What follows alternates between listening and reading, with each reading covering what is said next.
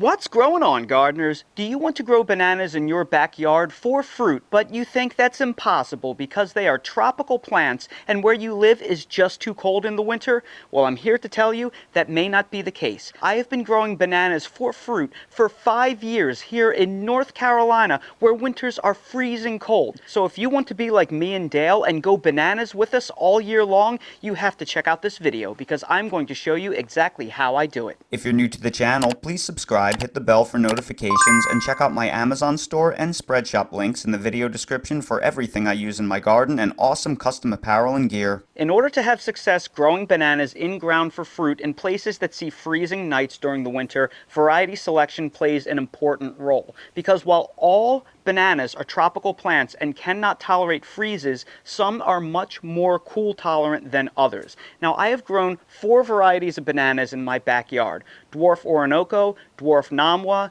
Dwarf Brazilian, and Bente Cajal. And the only one that has ever fruited for me is Dwarf Orinoco. Where none of the 3 other varieties have ever fruited for me once, Dwarf Orinoco has never not fruited for me. It gives me fruit every single year. So I strongly recommend, if you want to give this a try, select Dwarf Orinoco. It has been a fantastic performer, and the fruits, in my opinion, are far superior to the Grand Nain Cavendish variety that you get in the grocery store. That's what you get is the typical Chiquita banana. They're kind of bland. The Dwarf Orinoco is very dense. It's much sweeter, it's heavier, it kind of tastes like a blend of apples, oranges, and citrus. They're absolutely delicious, and they are great baked as a dessert banana, and you can use them green as plantains. So I think they're a great variety, so don't fear if you can only grow a couple varieties in your backyard. Dwarf Orinoco is also a very common variety of banana. So if you're looking for a place to get it, I mean, you can get it on Amazon, on eBay. You can get it from a reputable seller like Banana Man Larry that has tons of different varieties. I'll place some links down in the video description if you want a direct link to the variety. Also check out Banana Man Larry. He has a ton of stuff to choose from if you want to grow multiple varieties and your climate is warmer than mine. Now, something you may have noticed on the list of bananas that I tried growing with is that all of them were dwarf varieties. The Bente Cajal doesn't have the word dwarf in front of it, but it is an extremely dwarfing variety. I chose all of these varieties because they only get to be about 4 to 6 feet tall, and that is very important because you will have to protect them in the winter. That is the key to success, because while bananas don't go fully dormant, in refrigeration temperatures they actually go to sleep, and that's what makes this all possible. More on this later, but in order for this to all make sense, I have to show you the makeup of the banana plant and how it functions. While banana plants are often referred to as banana trees, they are in fact not trees. Trees are made out of wood. There is no wood on a banana plant. The stem that you see right here is actually an herbaceous pseudostem that grows from an underground storage root system called a corm. It's basically a giant bulb that gathers energy. And each of these individual pseudostems have an herbaceous lifespan. They grow to their maximum height, they produce a flower, the flower turns into fruit, and then after the fruit is harvested, they die. You will then cut down the pseudostem after you harvest the bananas, and then the corm will continually send new pseudostems up to begin the flowering and fruiting process all over again. Now, the reason why it is so challenging to grow bananas in ground in areas that have frost and freeze during winter is that each pseudostem's lifespan is going to be anywhere from 8 or 9 months to up to 2 years, depending on the variety of banana that you choose to grow. So something like a Dwarf Orinoco is much faster than your taller bananas are, and that's why I'm able to be successful. However, regardless of the variety that you select, the problem is that if you have a defined winter, every single variety of pseudostem is going to have to be overwintered and survive in order to produce the flower,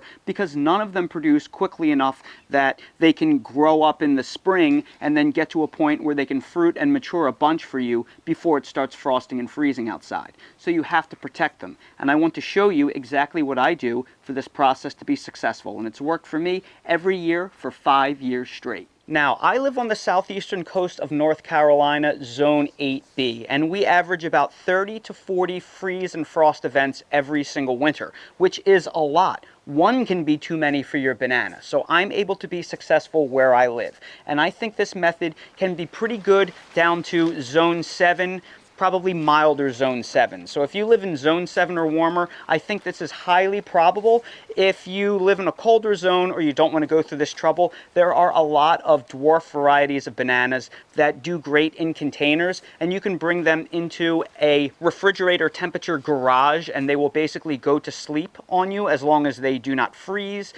You can bring them down to a basement where they won't grow much. You can stick them by a sunny window. So bananas actually do really well indoors with window light. So even if you can't do this procedure, there are lots of dwarf varieties that you actually can bring inside and overwinter and then just carry them back out in the spring. But I love doing this because it's so cool to have fruiting bananas outside in North Carolina. This banana mat right here is my 5-year-old dwarf Orinoco banana mat, and it has fruited for me all 5 of the years, and every year it seems to do better and better as the corm ages. For the first time ever, I have one bunch of bananas that's ready for harvest right here, and behind it there is a second bunch of bananas. This is the first time I've ever gotten 2 bunches in 1 year. Now this bunch of bananas right here is ready for harvest, so we're going to go ahead and we're going to take our machete and we're going to harvest our first bunch of bananas for the year. And if you want to grow bananas, I strongly recommend you get yourself a machete.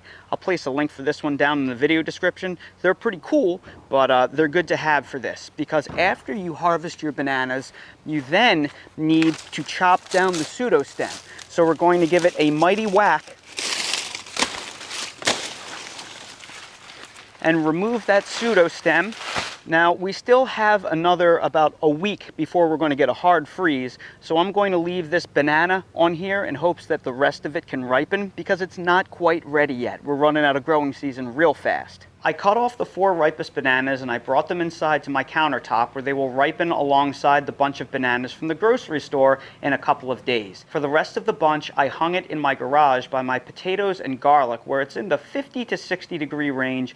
The cool temperatures will keep it from ripening too quickly, so I'll be able to parse them out as needed. Now the key to making this entire process work is keeping the banana plants at the proper temperature. We have to prevent the pseudostems from freezing, because if the pseudostems freeze, they are all going to die back from the ground and they will have to grow back up throughout the growing season. And as we already established, 1 growing season in a place with actual winters is not enough time to get them to flower and fruit. So they have to be kept at refrigerator temperatures. They have to be prevented from freezing, but they have to be kept slightly above freezing to keep them in sort of a dormant sleep so they can actually take the cold. And the best way that I found to do that is this. I build a cage around the banana plants with some 4-foot stakes and some 4-foot chicken wire that I wrap around, and then I stuff them full of wheat straw. And what this does is the straw insulates the individual pseudostems so they do not freeze through and die back, but it keeps the area at a cold enough temperature that they stay dormant and kind of sleep throughout the winter. So what I'm going to do is I'm going to take a mallet and I'm going to hammer this post into the ground. And then I'm going to take this piece of chicken wire or poultry netting and wrap it as a cage around the bananas. Then I'm going to take some zip ties and I'm going to tie the poultry netting to the stake. So I'm going to take one, pull it nice and tight up against the stake, then place one at the bottom here, then pull it up nice and tight and place another one near the top. And I'm going to do this for all 4 stakes. And now the chicken wire cage has been wrapped around all the sides of the banana plant, and that is going to be what is going to lock in our straw so it stays put for the winter. But before we stuff the cage we just built with wheat straw, we want to chop up the old banana plants and scatter them about the bottom of the banana plant. And that is because the best thing that you can actually feed a banana plant is chopped up pieces of the plant itself. After all, they contain all the nutrients perfectly in perfect balance that a banana plant needs to grow. So what we're going to do is we are going to take our machete and we're going to cut into it a little bit. And then we're going to chop that.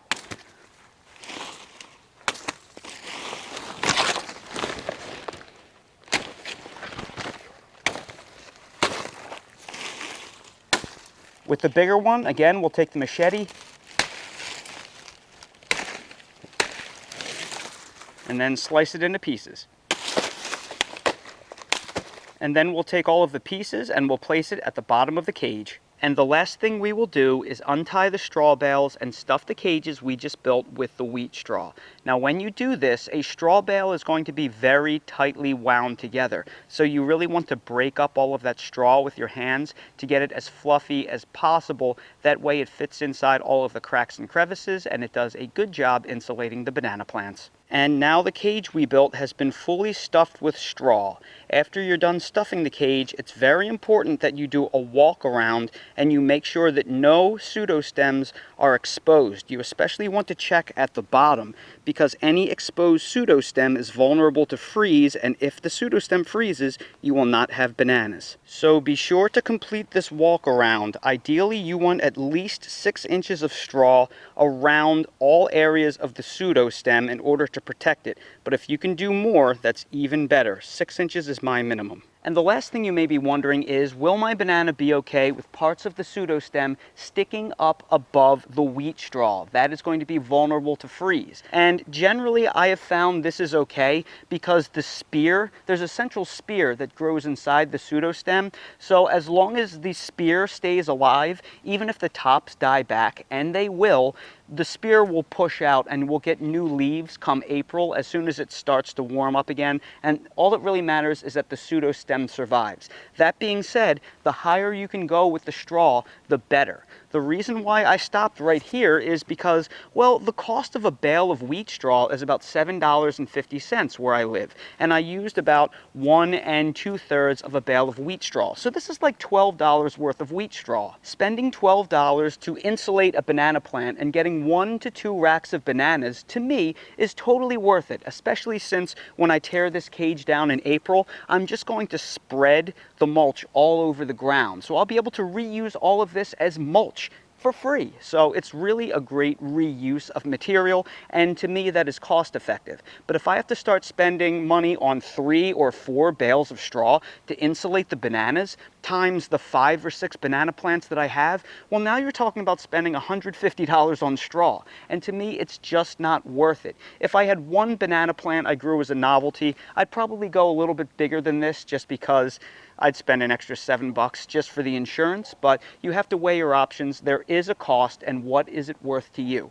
To me, this is totally worth it. I would not spend money on 3 to 4 bales of wheat straw for 1 banana plant. So it all comes down to what is worth it to you. This banana plant right here is a dwarf namwa. It's been here for 5 years. It's never even flowered. So I'm actually going to let this get killed down to the ground in the freeze, and then over the winter, I'm going to dig up the corm, throw it out, and replace this with a lime tree, because I'll get much better returns growing a lime tree here than this banana that's never panned out for me. And that right there is how I've grown bananas for fruit very reliably in an area with surprisingly cold winters. So everybody, I sure hope you found this video helpful. If you did, please make sure to hit that like button, subscribe to the channel, and please ring the notification bell so you're notified when I release more videos like these. If you're curious about any of the products that I featured in this video, I will place direct links to them all down in the video description. If you're curious about anything I use in real life in my garden, it is all linked down in my Amazon storefront in the video description. So expand the video description, click on the Amazon storefront link, and you'll see everything I use in real life.